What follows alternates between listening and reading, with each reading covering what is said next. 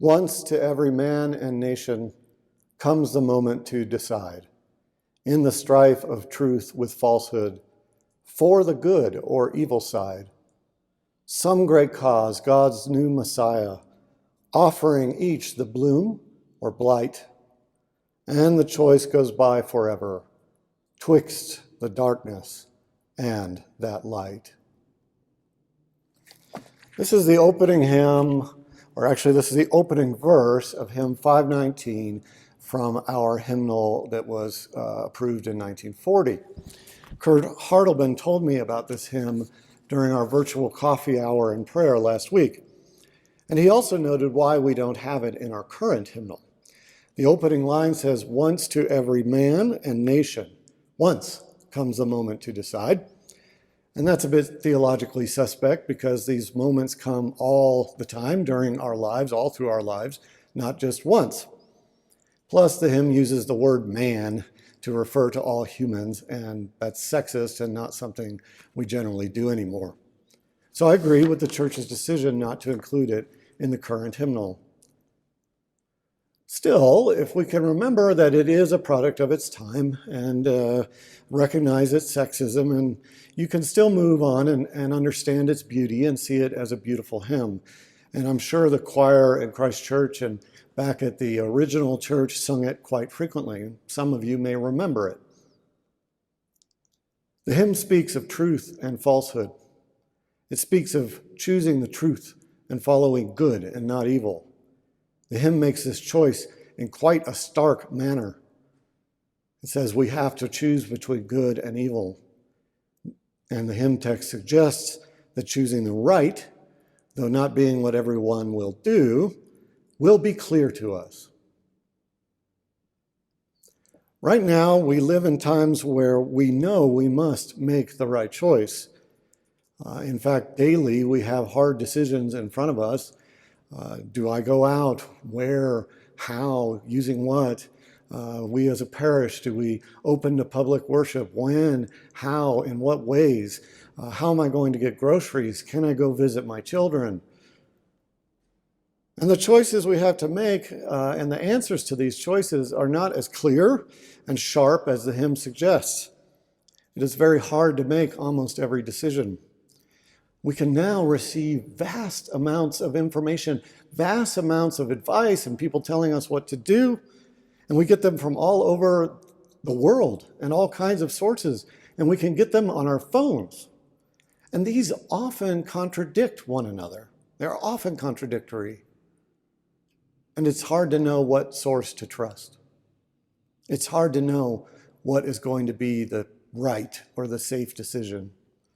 And it seems that every decision we make during this pandemic has either bad consequences or might have bad consequences, whether intended or not. We feel the weight of our responsibilities towards others. And that's good. We should. But the best or the good or the right choice for others is not always clear. The author of this hymn text, James Russell Lowell, wrote it in 1845.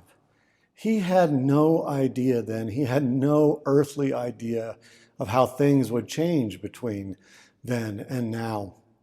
And people back then were a lot more certain that you could choose between good and evil simply by following your instincts or your feelings. And we now know that those things are affected by so much more in the world. Yet still, we are offered the choice right now, the stark choice of between good and evil, between right and wrong. And it is so very, very hard to know what decision to make. Jesus said, "Wisdom is vindicated by her deeds." Wisdom. That's what we as a people of faith have always sought. Wisdom is praised with long songs in the book of Proverbs and the wisdom of Solomon. Wisdom, the word is chokmah in Hebrew and Sophia in Greek. And it's a feminine word and a feminine presence. As the feminist theologian Elizabeth Johnson notes in her book, She Who Is, wisdom is described in the Bible as, quote, sister, mother, female beloved, chef and hostess, preacher, judge, liberator, establisher of justice. Wisdom is what we have been told to seek. Wisdom is demanded of us, even now more than ever. And as Elizabeth Johnson notes, wisdom always seeks truth, justice, and life. Wisdom is also vindicated by her deeds, says Jesus. Or to be a bit more precise, wisdom is known by what wisdom produces. Wisdom produces good effects or good works in the world. Actually, there's some disagreement between the early texts that we have of this gospel about what Jesus said in this verse. Some early texts write that Jesus says wisdom is vindicated by her children, techne, or by the children she produces. Either way, I think people remember Jesus speaking of wisdom and saying something difficult. That wisdom will mostly be seen after the fact, after the decision has been made, in how it brings justice, truth, and life. I admit that this is not much help in making decisions. How can we know what effects our decisions will bring, especially now? We can guess at those effects, but it's hard to know them with the certainty we would like to have. Even Jesus says later that to some degree, God has hidden wisdom from the wise and intelligent and given wisdom to children. And what Jesus means when he talks about children is the most vulnerable. Children at his time were so vulnerable to disease, death, and the fortunes of their parents that they were practically considered not human. So Jesus is saying that wisdom and God is looking to the most vulnerable, helping the most vulnerable. I'm sure you're now all totally confused. Even I'm a bit confused about how to gain the wisdom I need so badly right now. What gives me hope that we can find our way through this cloud of uncertainty is that Jesus does promise that it is precisely when we are most vulnerable that we will receive wisdom from God. We may not feel it. We may not know it right away. But if we try our best to make decisions that we believe will protect the vulnerable, help to heal the world, and are just and fair, we are acting using God's wisdom. And we can do these things. We can make the vulnerable our priorities right now. At Christ Church, we do this with our feeding ministry downtown, helping the orphanage, helping a children's hospice.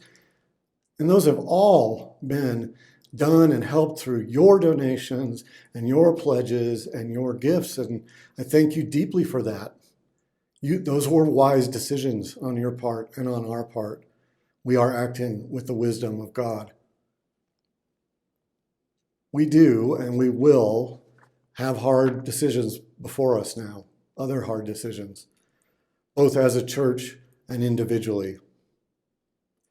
St. Augustine of Hippo, though, tells us, love and do what you will. God is not condemning us. God will not condemn us for any decision made out of love, especially love of the most vulnerable. And as unclear as these times are, God's wisdom will guide us, even if we only know it later. That's a promise that can give us courage and hope. Yes, we bear heavy burdens right now. The burden of wisely choosing good over evil. But Jesus says this yoke is easy and this burden is light. We can work to do what is loving and right, knowing that God will not condemn us for outcomes we cannot yet see, but decisions made in love. That is the promise of the resurrection. God is with us, Her wisdom is guiding us. And when we act out of love, with courage and hope, we can be confident, we can trust, we can overcome our fears. And we will, brothers and sisters, we will. But just wait for the last verse. Though the cause of evil prosper, yet 'tis truth alone is strong. Though her portion be the scaffold, and upon the throne be wrong, yet that scaffold sways the future. And behind the dim unknown standeth God within the shadow, keeping watch above his own. Such beautiful words of faith and hope. The scaffolding, the very structure of the world is truth, truth itself. This scaffolding is God's making, and truth is what sways the future. And in the dim darkness of this scaffold, all around it, in the very shadows and darkness of the world, God is there, keeping watch over us all, always.